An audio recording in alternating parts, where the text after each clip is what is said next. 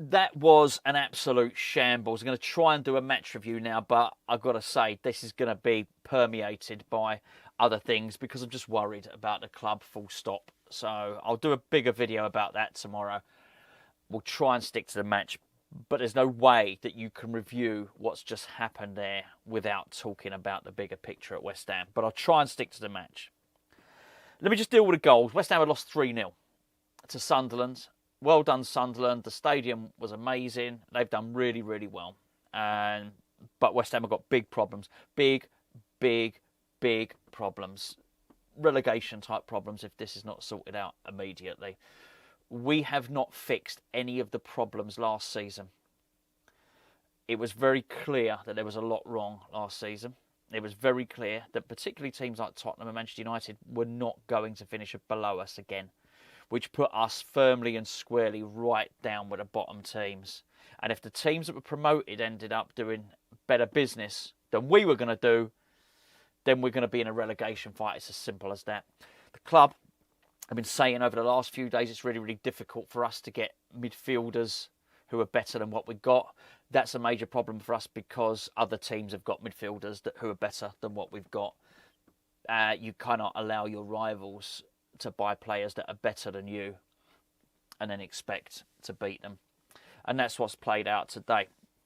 I'm not going to say too much more about that because I do feel for the last, the summer transfer window, Graham Potter's had a massive pass because a lot of the failure in the recruitment has been put down to David Sullivan, and rightly so.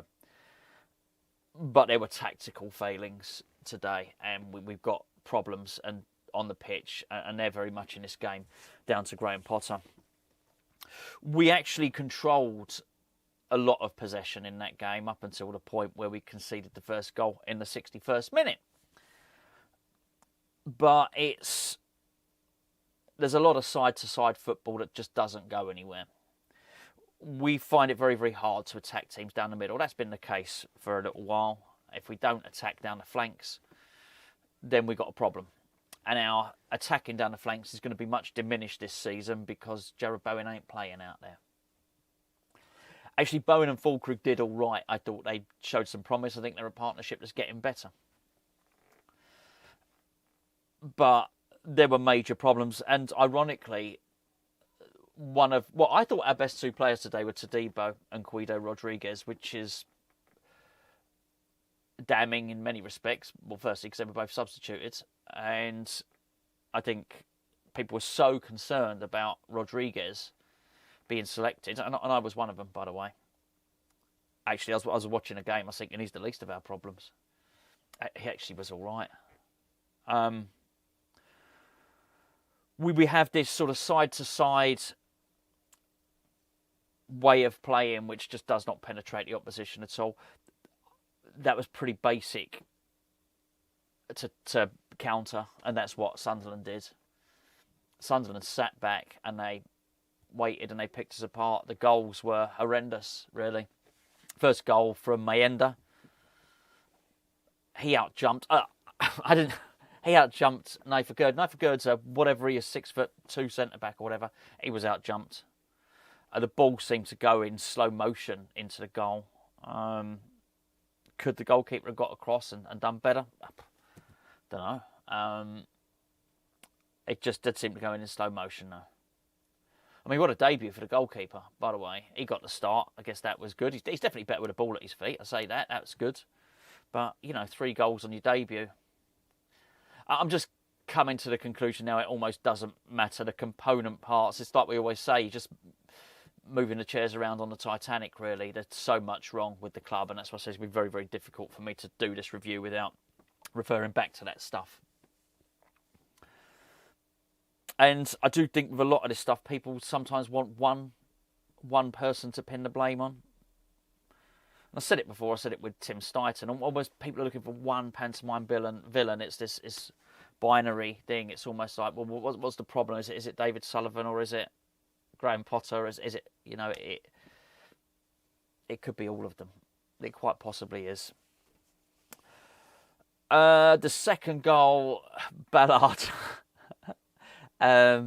He was brilliant, by the way. I don't know why Lucas Paqueta was marking him. I guess, because he's had to pick him up because he's a late runner. Whatever, I saw that very much as a failure of tactics, that has been allowed to happen. It was quite clear as the game progressed that this guy was going to do that. He's a right old lump, he really is. So I thought it was a mismatch. Again, was it savable? Who knows? I don't think the third goal was particularly savable, but again, that was a complete, I felt, failure of tactics. What the hell Malik Diouf, I noticed I dropped the magic there, was doing over at right centre back at that point. I've no idea. We'd been pulled apart. We'd been like a deck of, that's a bad mime actually. It actually is quite fitting. We were like a deck of shuffled cards by that point. We were chasing the game. To be fair, we were chasing the game. We're so slow. We continue to be slow. So poor. I mentioned it a few times last season. I feel like the league has moved on in terms of pace and intensity. And Bournemouth are a good example. And I don't say that in hindsight after watching them last night. You can see, I've been saying this for even before last season. But I've said it numerous times. It's fast and it's frenetic, and we are slow and we are stale and we are predictable. Really predictable. And without the creative spark to open up an opposition defence, particularly not one that's going to sit back and play in the way that Sunderland played. That should be... It's always going to be difficult, up at the Stadium of Light, first season back in the Premier League, first game back, and they bought some good players. Granit Xhaka was excellent. There's so much pace, so much direct running in the team as well, and really good, resolute defence. I thought the right back played well. His name escapes me. I thought they were really good, but that should be a winnable game against a promoted team. Okay, you can lose those games, not saying you can't, but we got humiliated, we got completely and utterly humbled. That was a mismatch. They look like the Premier League team, we look like the lower league team, and I can't see that getting any better quickly. I've said this so many times. How many times have you heard me say this? I feel like we're 20 years behind these other clubs. This remains the case. I was really hoping to get to this point and see that things had changed. And we're going to... I don't want this to unfold like this. I want to be proven wrong, but I thought we'd lose this game, as you know. We got Chelsea next and we got Wolves. I want Graham Potter to do well, but I'm not seeing any substance to it. I hear cliches from him, and I see a style of football which probably was the way to play 6 seasons ago. It's just, I don't think it's the way to play now. It seems like possession for possession's sake. And while we have the ball, yes, the opposition can't score. And I have seen some improvements. I have. And I made this point last season. People were saying, you've got to give Potter a chance. You've got to allow him to get his players in. When he gets his players in, we're better. And I said at the time, well, what's to say he's going to get his players? And this seems to be how it's playing out. We got the situation with Lucas Paqueta, which was this morning's video. My goodness, he really did look like a man that was leaving, didn't he? He was awful. He was possibly our worst player. He was amongst them. I don't want to talk about Diouf too much because I think he does have some qualities, and there were some positive things during that game. I was worried he might struggle a little bit in this one, which is why I sort of highlighted that the right-hand side in that area. Did it massively manifest itself like that? Not in exactly the way that I thought, but I did think he struggled defensively. I think he's going to... It's a worry. He needs to be going into a team that has more forward momentum, and for all our possession, we don't carry a threat. It was really, really depressing, I found anyway, to watch. Not so much. It was to watch Callum Marshall coming on, because I thought, is this it? Is this what we've got? Now, don't get me wrong. At that point, I didn't necessarily think a fast centre forward would have done us any benefit, because they were set so deep, they had control of the game, and they were soaking up the pressure and then breaking on us. So at that point, you need something different. You do need some good crossing, or you do need to be able to open the team up from the middle.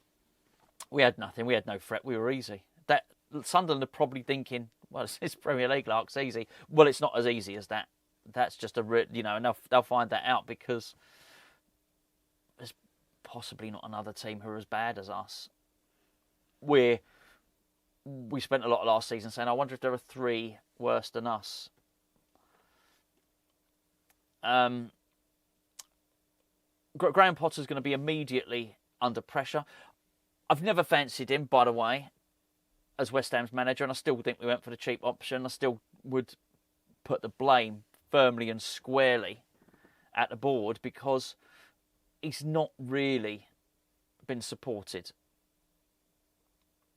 I don't feel he's, despite what he says he's all right and he's happy with what he's got, and sometimes you don't need to spend money. I think he's saying that. I'm not sure ultimately he means it.